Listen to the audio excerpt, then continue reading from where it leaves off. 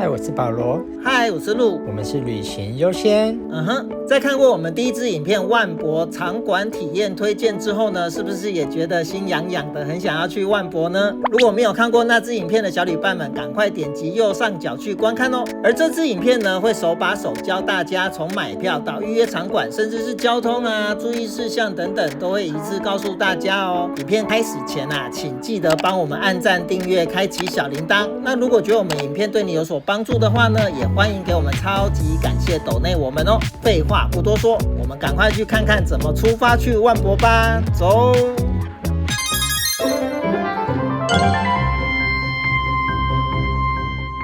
万博的票基本上有分单次入场券和通票。单次入场券分为平日券、夜间券和一日券。如果你是非假日去的话呢，就是购买平日券；如果是假日去，就得购买一日券哦。夜间券则是不论平假日的傍晚17点过后才能入场。通票呢，则分为夏季通票和通期通票。第一步，我们要注册一个万博 ID。首先来到万博的官网，将右上角的语言切换成 ZHTW， 也就是繁体中文。再来点选首页的这个购买电子票券的红色按钮。进去后，点选第一次购买，注册你的万博 ID， 将使用规章滑到最下面，再打勾。这边也一样，滑到最下面再打勾，勾选我已年满16岁，再按同意并继续，输入你的 email 信箱，按发送电子邮件，到你的信箱去收信，点选信中的连结，在页面中输入资料，输入完毕后按下确认，再确认一次资料是否正确，确认后按注册，就可以成功注册咯。注册完万博 ID 之后呢，就可以开始购票啦。购买门票的时候呢，一样进入刚刚注册万博 ID 的官方购票网站，点选右边的登录并购买。登录时会要求双重认证，它会寄一次性的密码到你的信箱。输入信件中的一次性密码，登录后会看到2个选项。如果你已经确定要去的时间了，就点选第一个按钮购票。如果还没有确定时间，只是先买票的话，就选第2个。我们已经确定时间了，所以点选第1个。进来后可以在日历上选择想要的日期，这边也可以看到当日的售票状况。蓝色是还有很多票，黄色是剩余的票不多，红色则是当日已经额满了。选完日期后往下卷，接着选择东门或是西门。如果你是搭乘地铁到万博会场的话呢，要选择东门；搭乘巴士或计程车则是要选择西门哦，这非常重要哦，不要选择错了。交通方式我们会在后面的交通篇详细说明。选完入场时间之后呢，最后在最下面点选这个选择门票类型和数量的按钮。进入后，它会显示当天可以购买的票种。选择你想要购买的门票票种后，输入数量，再按追加到购物车，再选前往购买门票。接下来只要按流程结账就可以咯。如果你购票的时候呢，还没有确认要入场的时间，在购票网站的申请预定抽奖这边的步骤1可以预约入场的时间。不过要注意的是，入场时间最多只能更改3次，而且如果你已经有预约场馆的话，更改日期时也会全部取消，更改后要重新预约场馆哦。参观万博的场馆，除了当日预约之外呢，也可以事前预约哦。我们最早可以在参观日前的3个月前预约，所以非常建议大家呢，提前3个月购买门票哦。那事前预约呢，分为3个阶段。第一个阶段，2个月前抽签，是参观日前3个月到2个月前的前1天。第2个阶段呢，7天前抽签，是参观日前1个月到参观日前8天。第3个阶段，空位预约，则是参观日前3天到前1天的日本时间上午9点。听起来很复杂，对不对？不过没有关系，旅行优先呢，现在来教你怎么预约哦。这边呢，以参观日4月14号为例，我们来预约第1阶段，一样要登入你的万博 ID。登入后往下卷会看到申请多张门票的相同预定抽奖。我们点选这个提前2个月申请抽奖，进到选择门票的页面。如果你同行有朋友是另外购票的，他的票不在你的万博 ID 里面，可是你们想要预约同一个场馆、同一个时段一起参观，那你就要点选这个与他人门票一起申请预定抽奖，输入门票 ID。进来后，在票证编号栏位复制贴上你朋友或家人的门票 ID， 再按添加。如果有多张门票，就重复这个动作。全部添加完之后呢，再按下面这个新增至门票选择画面，就可以回到选择门票的画面，你就可以看到刚刚添加的门票已经在列表里了哦。在列表中勾选要一起抽选的所有门票后呢，再按这个凭所选门票申请的按钮，进到下一页，再次确认你的抽选是哪个阶段，时间对不对。第一阶段2个月前抽签是抽选制，登记期间是参观日3个月前到2个月前的前一天登记。在这个页面里，你可以填写5个场馆愿望清单，这5个只会中1个哦。我们点选第一选择的登记按钮，进到搜寻场馆的页面。由于搜寻功能因为语言翻译的关系不太好用，这里旅行优先建议搜寻栏这边不用填写，直接按搜寻，它会跳出所有可以预约的场馆。直接在列表中找你想要预约的场馆会比较快哦。下面会有个看更多，点选后会出现更多的场馆。在列表中找到你想要预约的场馆或活动后，直接点进去就可以预约时段啦。选完之后再点注册所需内容，再点选新增其他愿望，返回愿望清单，就可以把这个场馆的这个时段登记在第一个选择里了。愿望清单的其他4个选项也是一样的操作方式。在愿望清单中，你可以随意按右边的上下箭头来调整顺位，或是删除更改。全部都确定后，按下最下面的凭此内容申请抽奖，就可以完成场馆的抽签预约啦。这个愿望清单呢，在参观日前的2个月的前一天抽签前，都可以随时登录更改。要再特别说一次，这5个只会中1个哦，所以得要好好决定选择的顺位。当然，如果有一个馆你非去不可，你也可以5个选择都填上同一个馆的不同时段，来增加中签的几率哦。第2阶段是参观日前1个月到8天前，也是抽选制，预约方式和第1阶段一样，这边我们就不重复了。第3阶段是参观日3日前到入场前一天的日本时间上午9点前，官方会释出剩余的场馆名额，不用抽签，先登记先赢，每张票只能登记1个场馆时段。如果3个阶段都有顺利预约到场馆，至少会确保有3个场馆一定参观得到。另外，部分场馆的体验活动，例如大阪健康照护馆的魔物猎人体验，也是必须透过事前预约才能体验到的哦。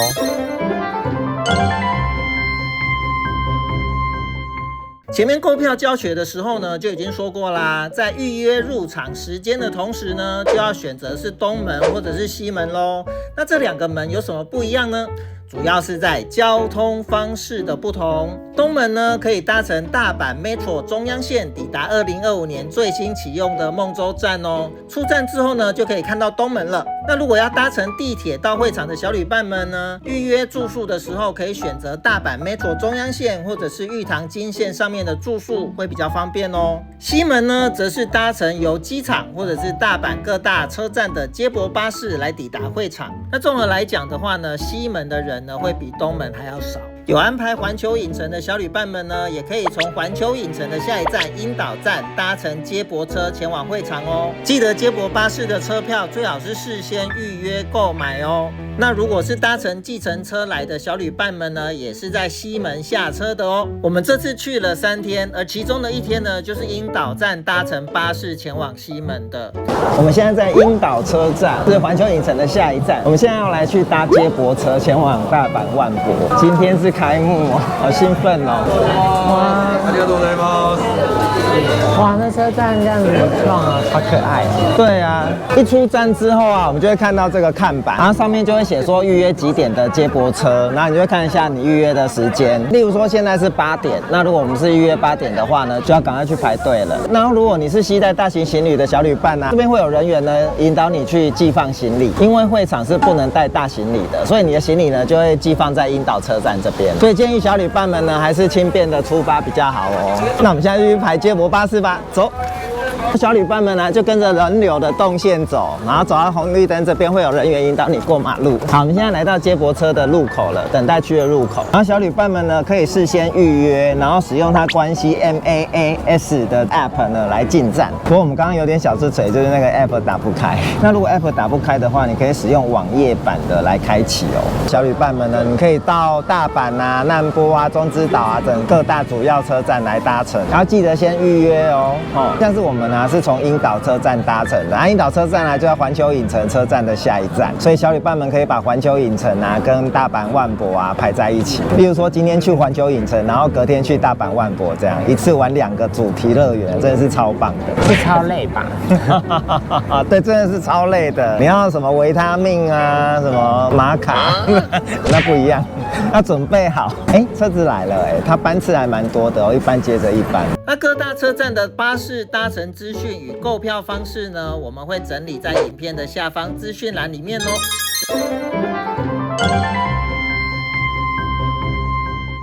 抵达的时候啊，你要找一下，因为它有分流。例如说你是预约9点入场，现在是9点的话，你就可以直接入场。如果你是预约10点入场，但是你9点到的话呢，那你就要问一下工作人员，看要在哪里排队这样。那你就是看一下入场的动线跟下一场入场的排队动线呢，它是有点不一样的，应该看得出来。我们入场之后的10分钟后啊，就可以开始刷当日预约的场馆。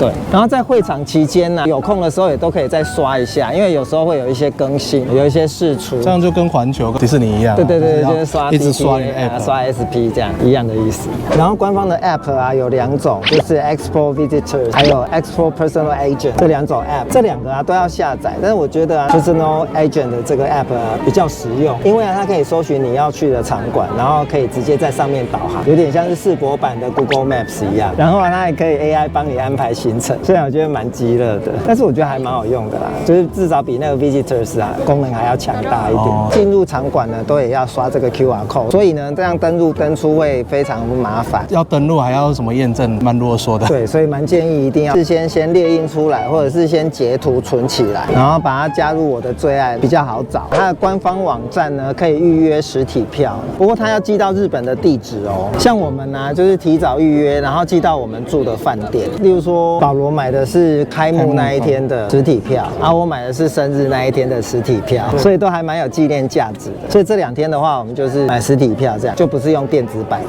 它样式啊有4、5种，例如说有像这种的，有这种的，还有圆形的，还有护照型的，可以自己挑选。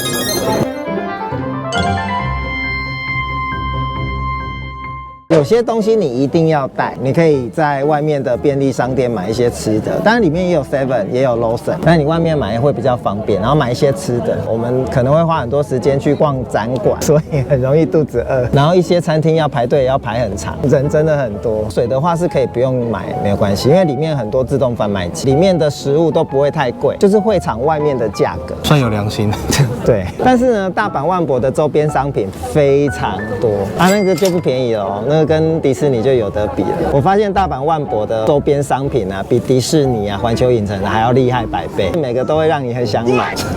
然后它的种类啊、丰富性啊非常的多，你想得到的它都有，你想不到的它也都有。它里面的纪念品店非常多间，每间贩卖的东西或多或少都不大一样。会场全区呢使用信用卡或者是电子支付，无法使用现金哦，所以要记得带信用卡哦。如果没有信用卡的话呢，要记得出发前先储值交通 IC 卡。里面非常的大，大概有2个迪士尼乐园那么大，超过迪士尼 Land 50公顷嘛，C 也是50公顷，然后这边万博155公顷，所以是3倍的 Land 或者是3倍的 C， 会走到死掉。所以一定要穿非常好走的鞋子，比如说我们之前梦幻全香影片讲过的那一双雅什么士、亚瑟什么的，真的很好穿，穿过之后都不想要穿别的鞋子，没有要业配啦，就很好穿，因为它在海边啊，我相信到时候啊一定会非常的热到爆炸，所以那个防晒的、遮阳的一定要准备好。除了要做好防晒以外啊，那你可能要带一下阳伞或雨伞，因为场内虽然有很多可以让你坐下来休息的地方，但是它遮阳遮雨的地方好像蛮少的，你就一定要走到大雾根下面去。然后我们昨天已经测试过了，在大雾根底下的那种感觉。觉。它是可以防太阳还有防雨的，但是呢，因为它侧面呢是镂空的，所以风都会吹进来，还蛮冷的。对啊，昨天好狼狈哦，好像难民。对啊，还要提醒小旅伴们啊，千万不要带行李来哦，因为这边没有得寄物哦。有啦，有的寄物啦。他说有100个寄物的位置，但是呢，费用是1万日币。1万日币。它的用意呢，就是叫你不要带大件行李过来。中央线的大车站都有足够的置物柜，除非你钱很多，1万日币哦。就是来孟州车站之前就要处理好你的行李了。还有一件事啊是非常重要，最重要的是啊，你要先确保你的餐厅。所以我们等一下一进去之后呢，就要展开我们这次的大阪万博马拉松。要去冲什么呢？要去冲寿司郎。第一个去的场馆就是要去冲寿司郎，要先去预约去登记。好啦，希望这支影片呢可以帮助大家在规划去万博的路上能够更顺利，更能够专注在体验场馆上哦。那接下来的影片里面呢，我们还会分享更多其他万博的场馆体验，以及万博才有的万博限定的寿司郎和藏寿司哦。想要持续关注旅行优先，可以先帮我们按赞、订阅、开启小铃铛。那如果觉得我们影片对您有帮助的话呢，也欢迎给我们超级感谢抖内我们哦。今天的影片就到这边啦，拜拜。